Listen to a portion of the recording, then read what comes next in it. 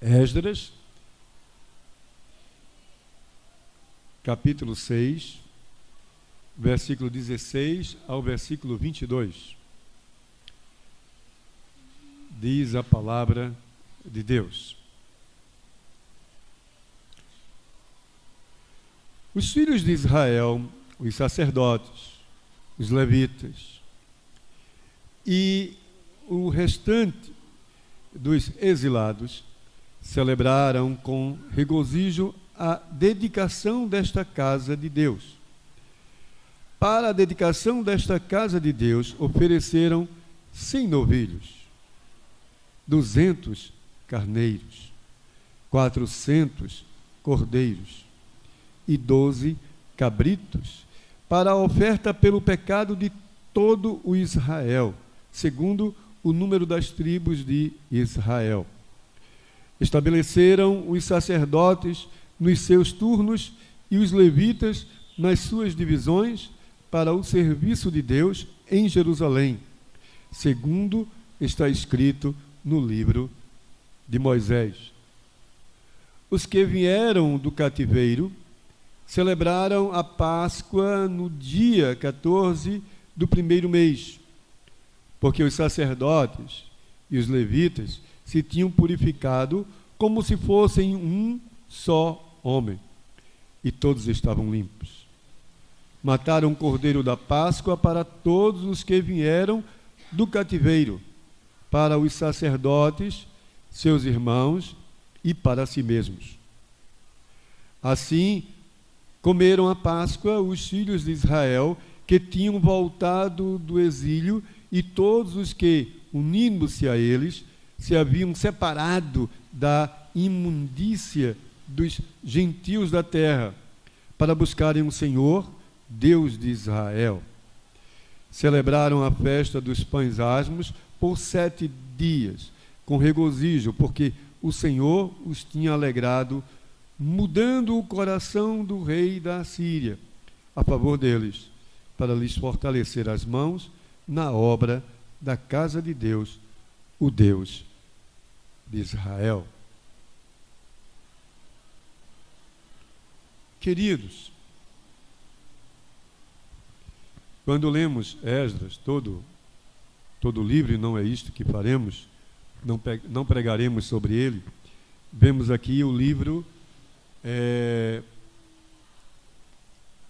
quando alguns acreditam, inclusive, que tanto Esdras como Neemias foram escritos pelo mesmo autor, mas já chega à conclusão de alguns historiadores de que não, separados são.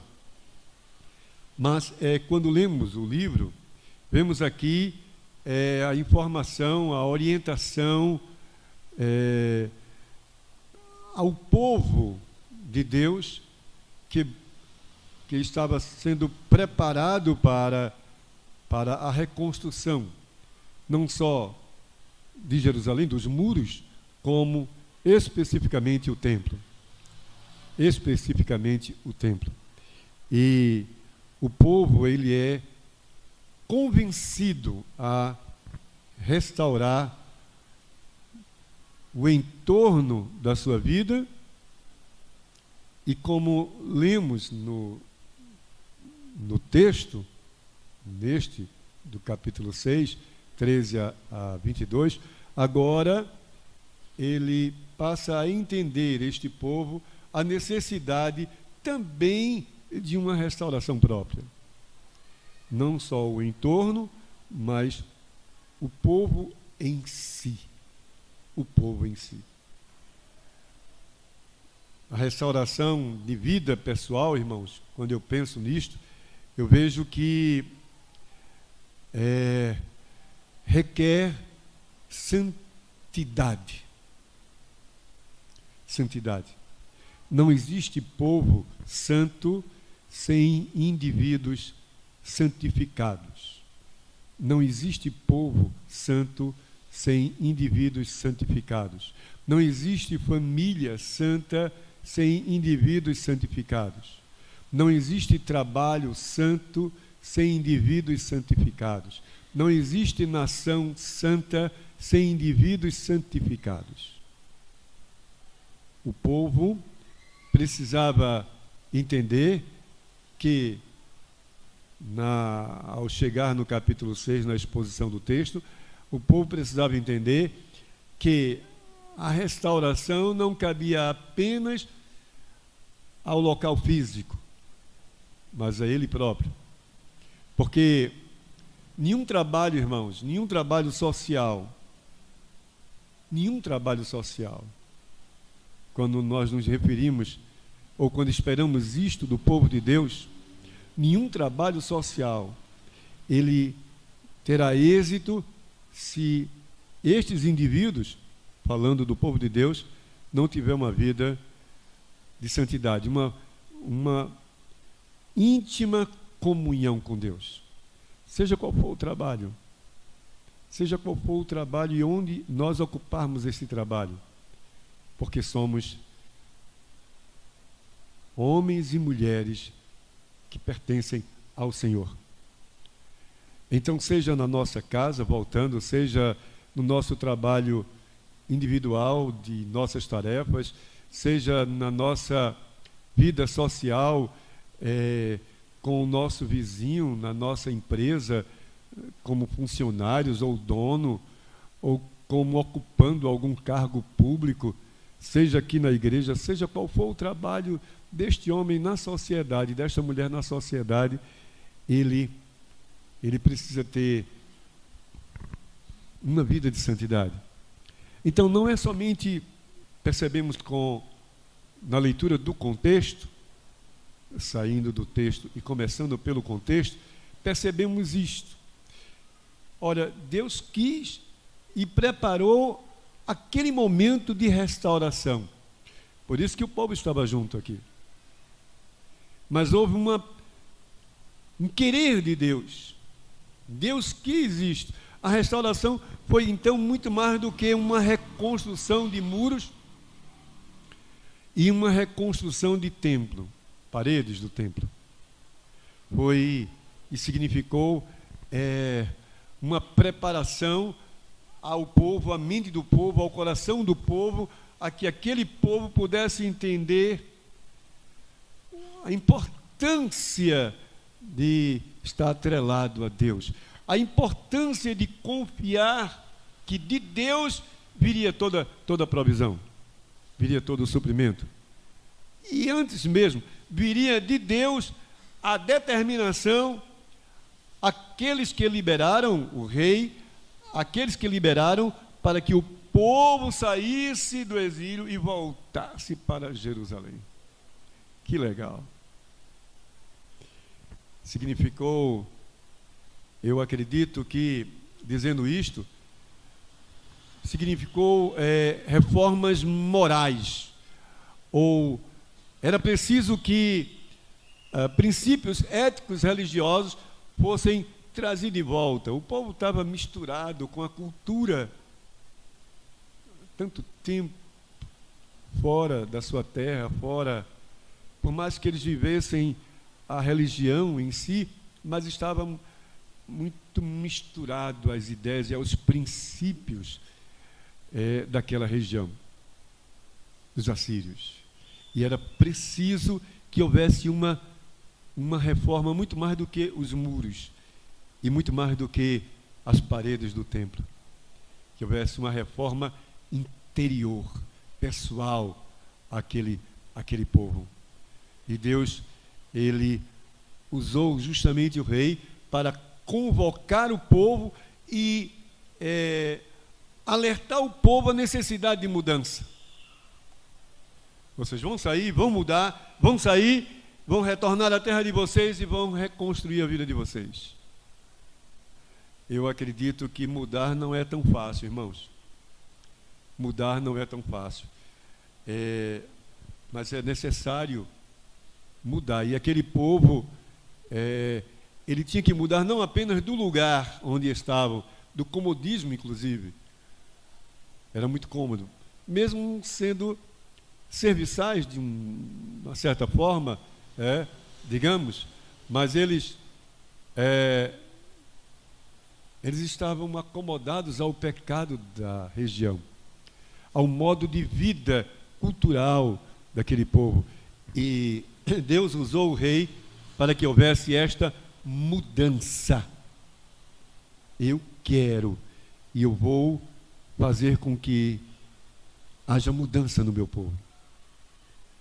Aparentemente a mudança de lugar, mas como disse a princípio, a mudança principalmente interior, a que fosse devolvido o gosto de serem adoradores, Então, o rei ele foi acordado por Deus para que o povo subisse, fizesse com que o povo voltasse à sua terra.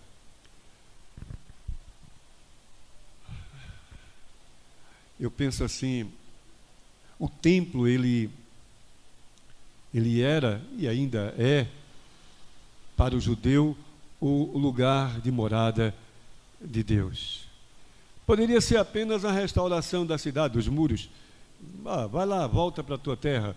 Mas foi muito mais do que isso. E olhando no contexto, a partir do capítulo 1, do versículo 7, percebemos algo interessante.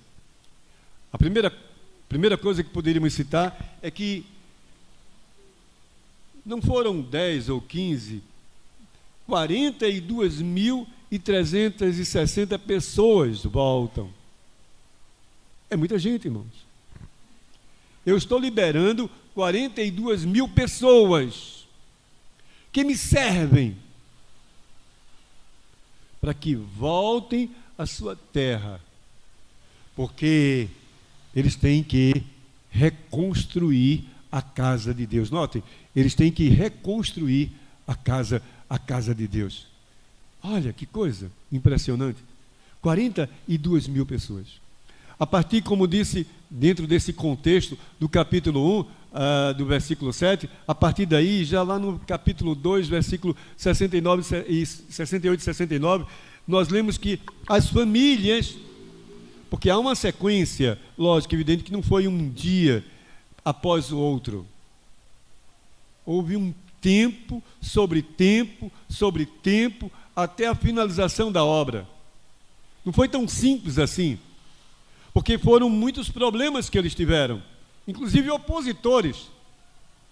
Mas percebam que no capítulo 2 diz que as famílias começaram a dar ofertas. Havia ofertas, eles passaram a doar mais do que o dinheiro, o trabalho, a competência de cada um.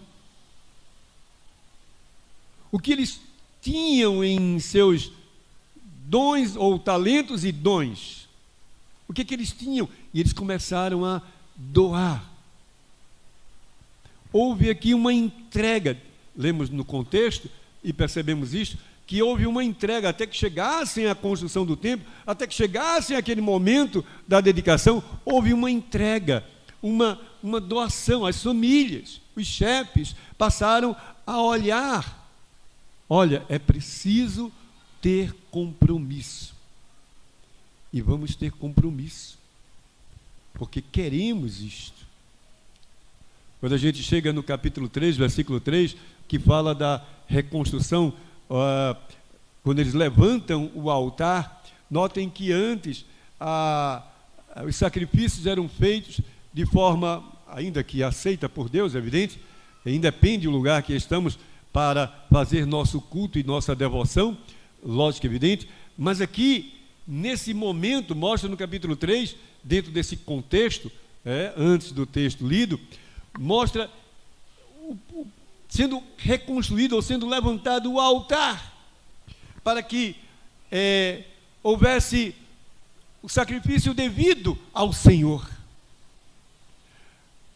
para que o culto deles fosse completo.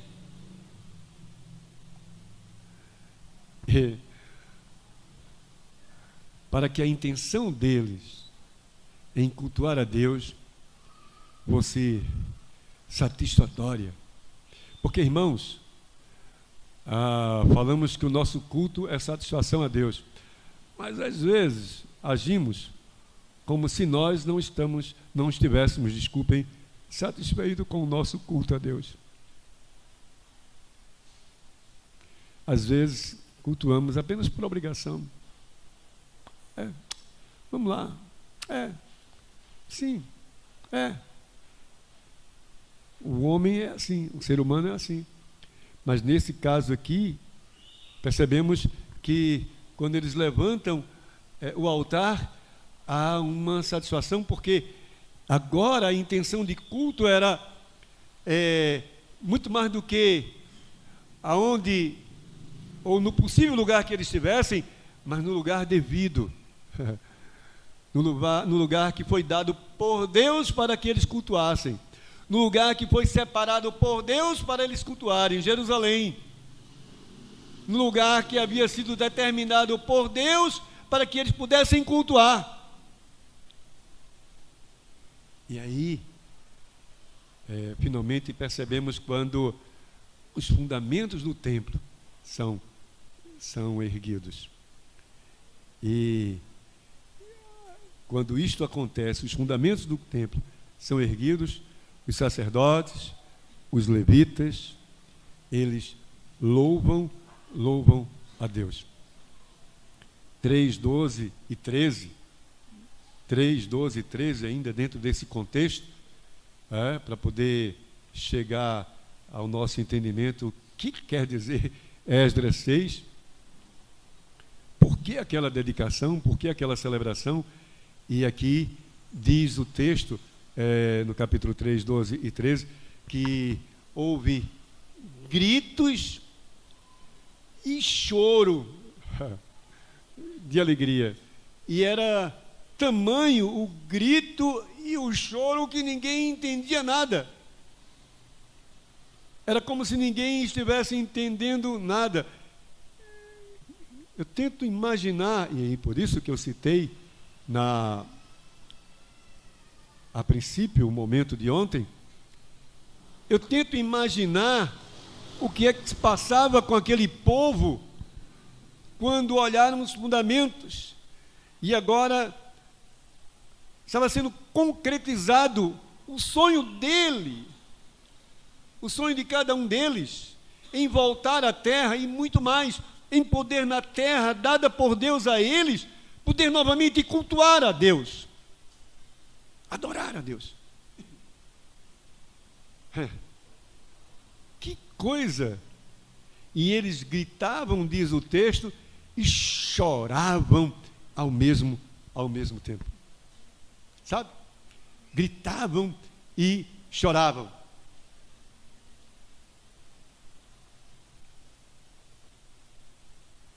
O choro, o grito e a alegria se misturavam, porque os adoradores estavam ali.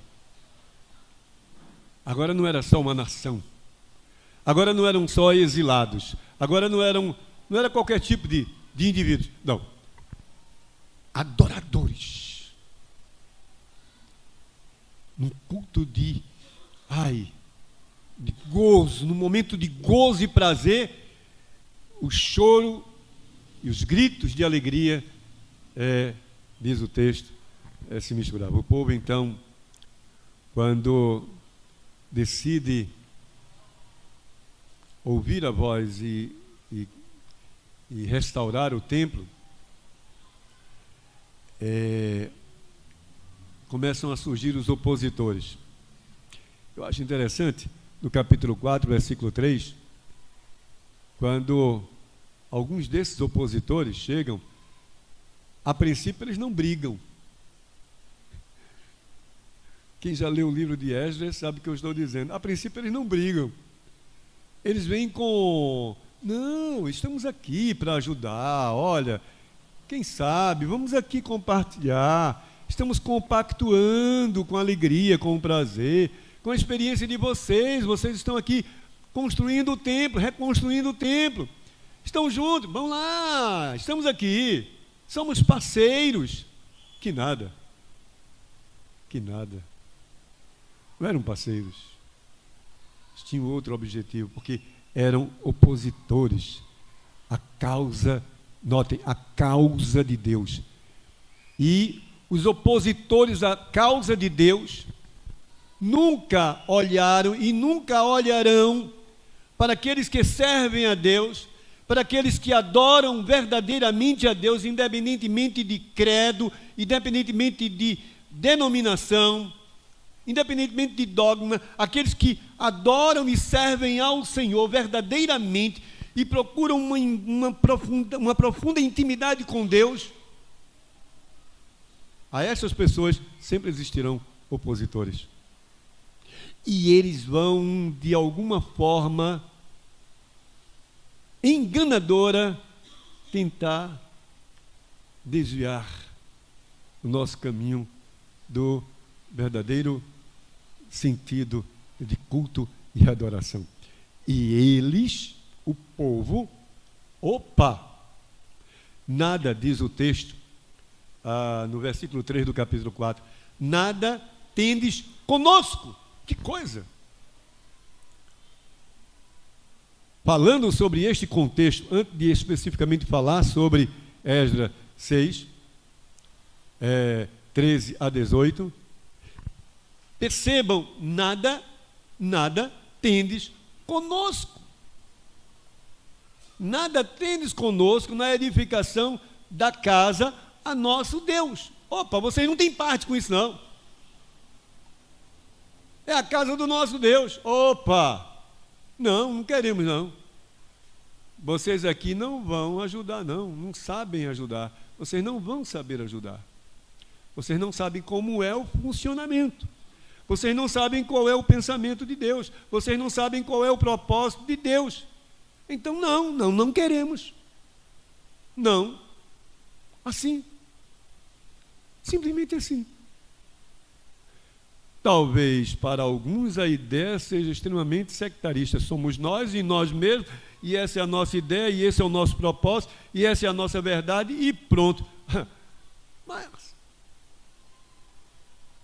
Mas foi assim. E ele diz com isso, olha, esse momento, eu entendo assim, sabe, irmãos? Esse momento é nosso, é muito pessoal. Quando eu interpreto isso aqui, eu entendo o que ele estava querendo dizer. Olha, esse momento é nosso, é muito pessoal. Não queremos a interferência de vocês, não. É nosso particular com Deus. É nosso particular com Deus. Era isso que os judeus estavam tentando, era isso que o povo estava tentando dizer. Não, fica aí. É o nosso particular com Deus. É o nosso momento especial com Deus.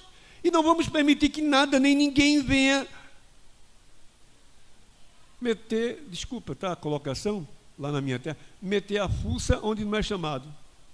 Aqui também é assim, não? Meter a fuça, né, o focinho onde não é chamado. Não queremos. Aqui não. Aqui sou eu, somos nós, diziam eles, somos nós e Deus. Lá na frente diz o texto, ou melhor o contexto, que os opositores chegam novamente e agora conseguem interromper a obra, colocam de uma certa forma medo ao povo, traz assim uma certa... E o povo, mais alguns anos, mais alguns meses, surge novamente Ageu e Zacarias e não, peraí, assim não, vamos voltar, reajam, porque havia de Deus uma razão da volta do povo, da saída do povo lá, dos gentios, para Jerusalém. Havia um motivo, havia uma razão. Vocês não estão aqui para ser simplesmente uma nação, simplesmente um povo. Vocês não estão aqui para simplesmente serem levitas, adornarem, cantarem, louvarem. Não estão aqui para serem simplesmente sacerdotes, conduzirem o povo. Não. Muito mais do que isso. Então, alto lá. Não é só nação, não. Não tem nada que temer. Volta todo mundo. Porque há uma importância maior a Deus. E se vocês não restaurarem aquilo para o que foram chamados de volta, saindo lá do meio do povo e vindo para cá, se vocês não entenderem esta importância, a vida cultural de vocês, aí inclui família, religião, prática de vida, vai ser um bagaço. Bem assim, bem direto. Não vai prestar. Porque não vai prestar para Deus. Deus não vai aceitar. Como Deus vai aceitar casamentos sem a presença dele no meio desta união? Como Deus vai aceitar indivíduos que cantam e tocam sem nenhuma referência sua na relação com Deus? Como ele vai aceitar indivíduos que trabalham e agem com erro e engano com respeito à justiça? Sabe, irmãos? Como? É interessante, sem citar lugares, a gente chega em determinados lugares, às vezes, funcionamento da instituição começa, digamos, 8 horas, e vai, tem a hora do almoço, etc., e termina às 16 horas. 9 horas não tem ninguém. É porque não, é porque é estadual, é federal, é municipal, é sei lá. E quando chega de 3 horas, não, mas já saiu porque teve que sair. Não, mas olha, mas você precisava disto, não tem nada não, volta depois, mas é saúde, é questão de saúde, sim, mas volta depois, porque ela teve que sair para resolver uma questão também de saúde, sim, mas porque não botou outro indivíduo para substituir ela na saúde, já que saúde é importante, é necessário, e assim por diante. Mas só que nós como crentes, ou melhor, eles como indivíduos, como crentes, trazendo para esta ideia aqui, não funciona assim. E eles precisavam entender que a vida deles não podia ser de igual modo ao que eles tinham e como viviam lá naquele mundo. Aquele mundo não era o mundo deles. Aquele mundo não era o mundo deles. E esses opositores, diz o texto no versículo 7 do capítulo 6, não conseguiram interromper a obra, porque por mais que tentassem, e por mais que tentassem interferir, a vida deles estava tão firmada no propósito de Deus em que o povo voltasse à sua terra e que o templo fosse reconstruído, a sua casa, e aí eles não conseguiram. Sabe, irmãos, quando o propósito de Deus faz parte da nossa vida, não existe propósito maior, ainda que seja por ofensores nossos, opositores nossos. Não esqueçam isto. Eles não vão conseguir nunca desfazer o que Deus propôs ao teu coração e o que você aceitou como proposta de Deus ao teu coração. E era isso que o povo de Israel queria que esses opositores entendessem. Deus queria, então, que o seu povo entendesse a ideia sobre consagração e culto. Não é só construção e reforma de paredes, mas consagração e culto. O povo deveria, então, consagrar a sua vida, estabelecendo uma ordem de culto e trazendo à memória, porque é assim que acontece, trazendo à memória a razão, sabe? Aquela razão de que agora não eram mais escravos, eram livres. Eram livres. Somos livres. E é isso que o texto, agora sim, Esdras 6, de 13 a 22 nos ensina. Amados, direcionando o nosso pensamento para esse texto, podemos aprender 3 coisas. E era isso que eu queria que vocês entendessem. A primeira é que os judeus acreditaram, por isso que levaram à frente, e mesmo tendo em alguns momentos parado a construção do templo, mas retornaram e paravam e retornavam e vinha a oposição, mas eles continuavam e eles acreditavam eles tinham essa certeza que de Deus foi recebido este direito de reconstruir. E tendo esta certeza, a primeira coisa que podemos aprender aqui é que eles passam a celebrar a Deus com suas próprias vidas.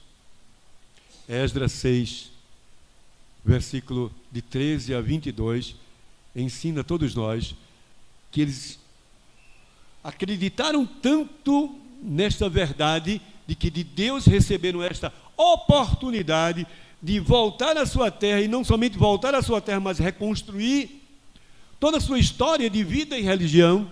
Então eles passaram a celebrar a Deus com as suas vidas. É o primeiro aprendizado que temos.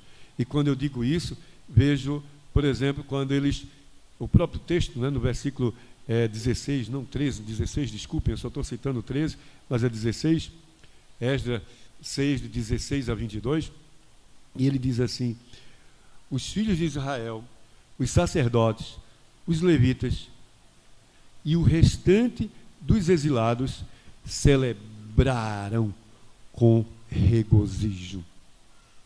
Essa celebração com regozijo seria, eles festejaram com gozo,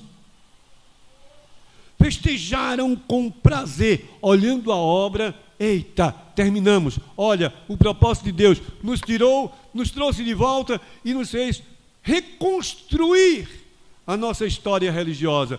Ai, eu estou alegre. Era isso que eles queriam dizer. Eu estou feliz, eu estou contente. Por isso que eles gritaram e choraram ao mesmo tempo de tanta alegria.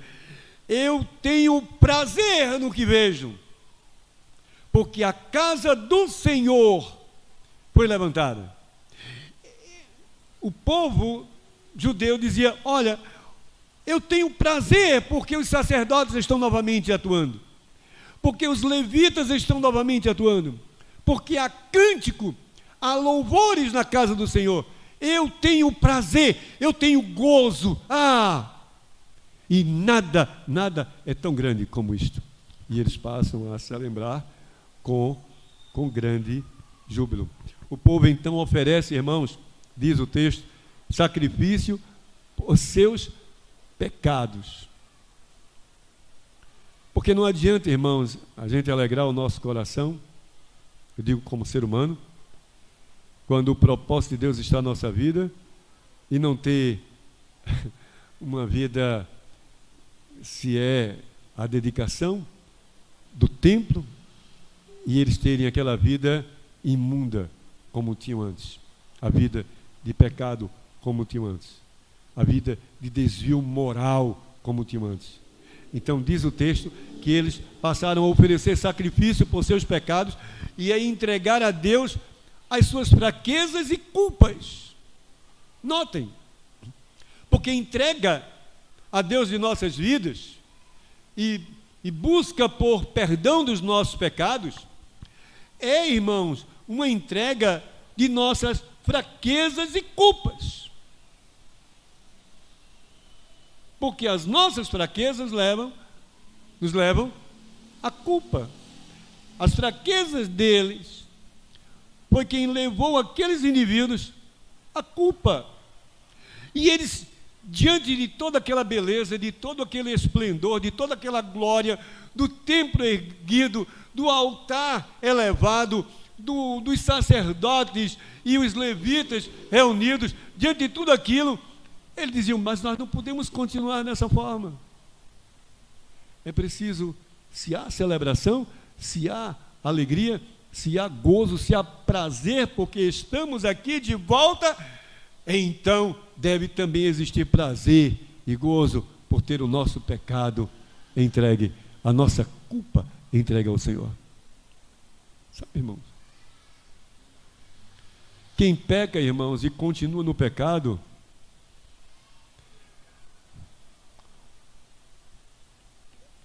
aquele que conhece a Deus, aquele que tem intimidade com Deus, aquele que foi chamado por Deus, dentro deste propósito, peca e continua no seu pecado, é infeliz. Por mais prazeroso que seja o seu pecado, por mais gostoso que seja o seu pecado, mas é infeliz. Sabe por quê, irmãos? Porque o pecado, ele é dominante, e ele escraviza.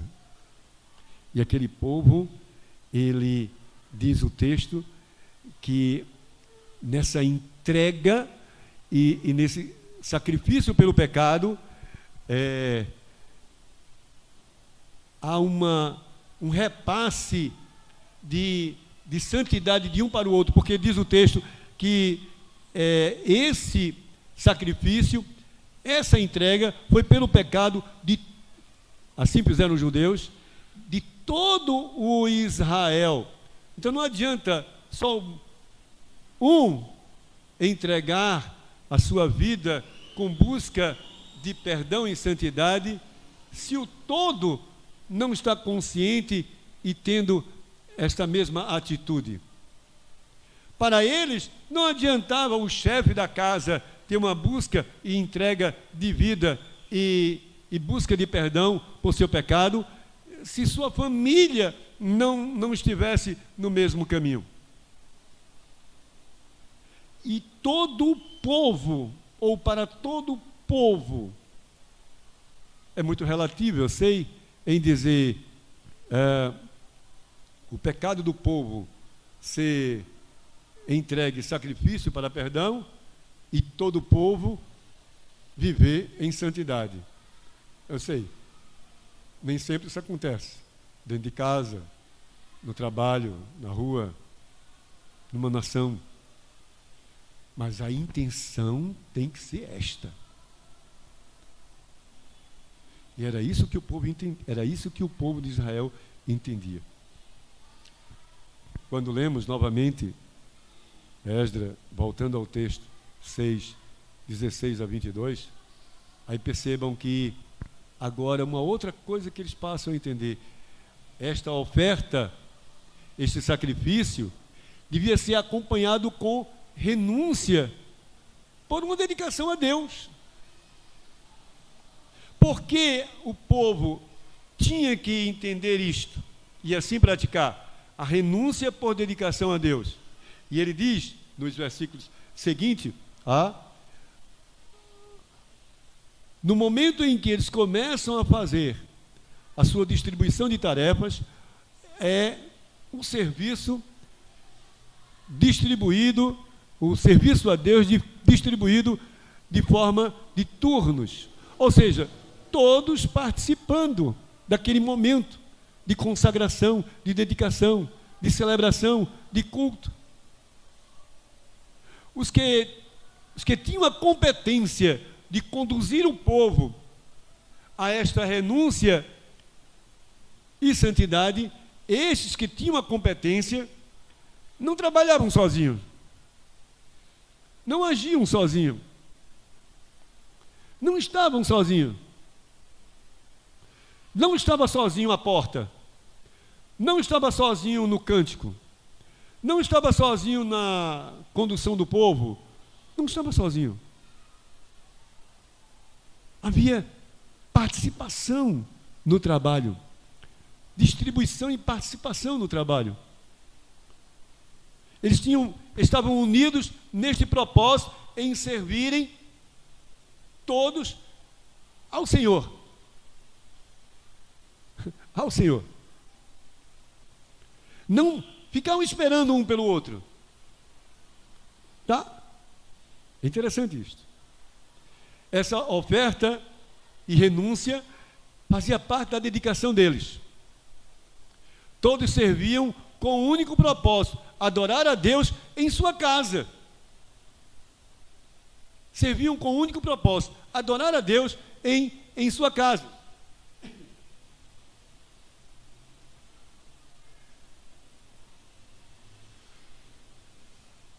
O povo não ofertaram só dinheiro, muito mais. Eles ofertaram o tempo deles. O tempo deles. A oferta do tempo deles era muito importante, irmãos. Eles entenderam que o tempo deles pertencia um ao outro, porque juntos tinham como propósito adorarem, ou serem adoradores. Serem adoradores. Então vemos no texto o povo agora trazendo à memória se era uma oferta e renúncia. Diz o texto que eles traziam, no versículo 20, faziam seu culto de purificação, faziam a sua oferta em busca de purificação e traziam à memória o que era Deus à vida deles. Eles passavam a comemorar agora a Páscoa. Eles passavam a comemorar. Olha, nós te serviremos na tua casa, mas te serviremos com santidade. Então, queremos trazer à nossa memória o significado maior da nossa libertação, que é, bem redundante, o ser livre. Porque fomos novamente libertos, porque somos livres. E queremos mostrar isto com a comemoração da Páscoa, agora em terra santa, tua e nossa.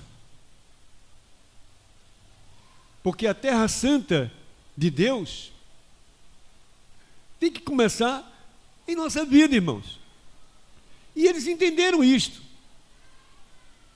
Eles entenderam que a vida de santidade, ou a consagração e a dedicação do templo, tinha que começar na vida deles. Então traremos a memória de que somos livres porque tu nos libertou. Existe algo maior do que tudo isto aqui, a reconstrução do templo, a reconstrução dos muros. Existe algo maior. E tudo isso é real hoje, a nossa vida, porque um dia fomos libertos.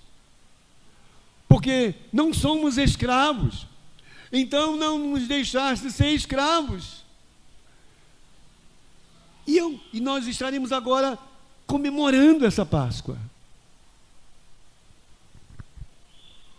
A alegria, irmãos, ela é momentânea quando vivida fora da presença de Deus. Não esqueçam isto.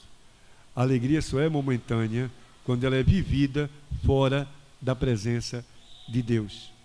E aquele povo que começa agora, na presença do Senhor, a comemorar, a trazer à memória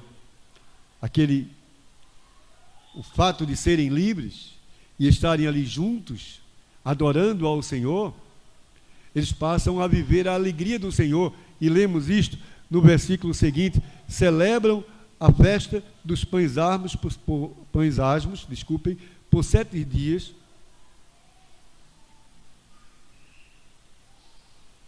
Por 7 dias, isto, com regozijo, porque o Senhor os tinha alegrado, mudando o coração do rei. Mudando o coração do rei. Todos nós sabemos o significado, que era sempre após a Páscoa. Agora, não foi algo, sabe? Estamos aqui agora, vamos seguindo uma tradição. Mas diz que foram 7 dias de alegria, de gozo, de prazer na presença do Senhor. 7 dias de festa, porque eles estavam na casa de Deus, porque eles podiam ver a reconstrução do templo. Lá atrás, quando falamos do choro e da alegria, o choro é porque os antigos, os mais velhos, que viram o primeiro templo, que viram e agora lembravam e começavam a chorar. Mas a alegria também era real, porque não somente eles e os mais novos poderiam novamente adorar com a reconstrução do templo. Quando eles se reúnem aqui para viver esta alegria, irmãos, que é o terceiro aprendizado nosso do texto, eles viveram esta alegria na certeza de que só foi possível porque o Senhor mudou corações. Mudou corações. Só foi possível porque, de fato, eles não eram escravos, eram livres. E ali estavam, trazendo à memória este fato. E podiam declarar isto: nós somos livres.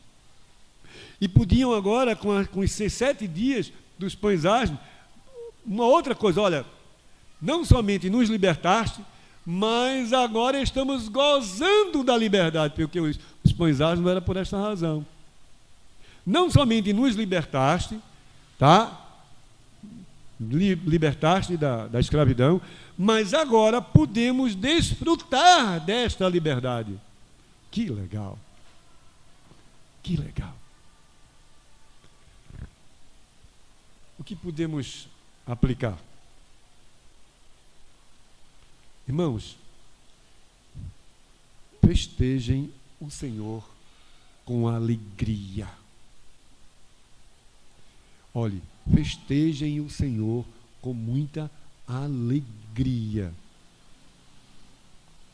Nunca permitam que nada tirem de vocês o prazer de festejar o Senhor.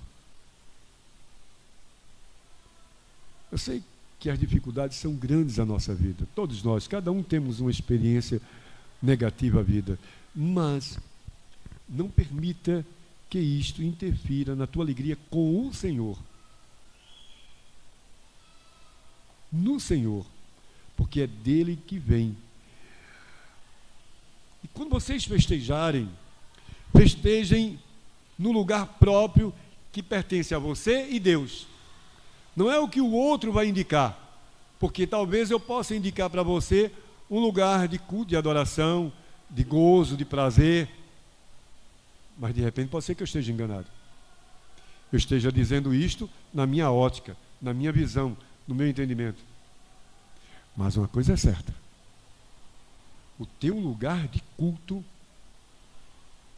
tem que existir.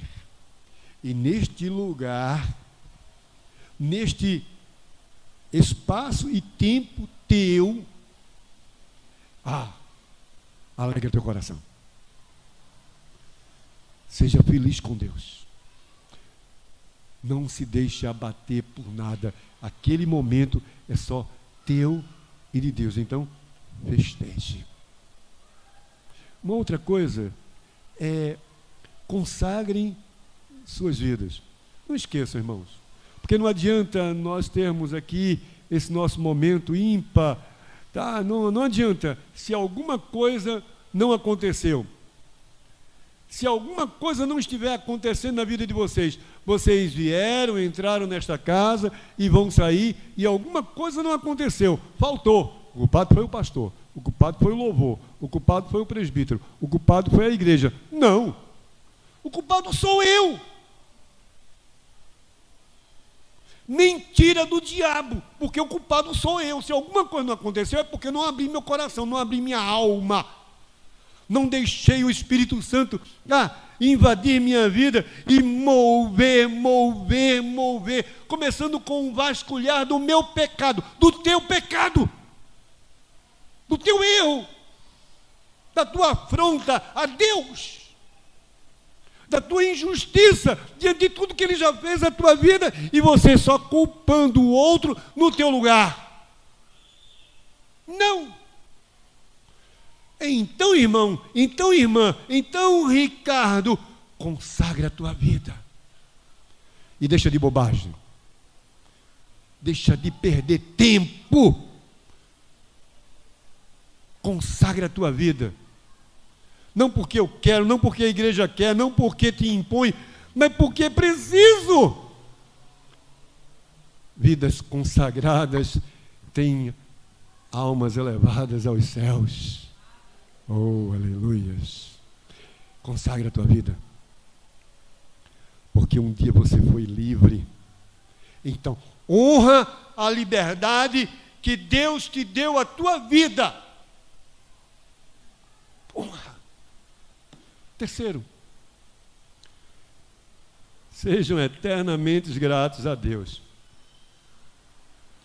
Chorem, mas chorem sorrindo. Sofram, mas sofram contentes. Eu tento entender Paulo. Paulo é o maior exemplo para todos nós, porque Paulo sofreu. Paulo, e ainda disse: a tua graça me basta. Não esqueçam, tenham sempre, continuamente, eternamente, eu estou até usando essa expressão, forçando a situação, eternamente um coração alegre, feliz, contente.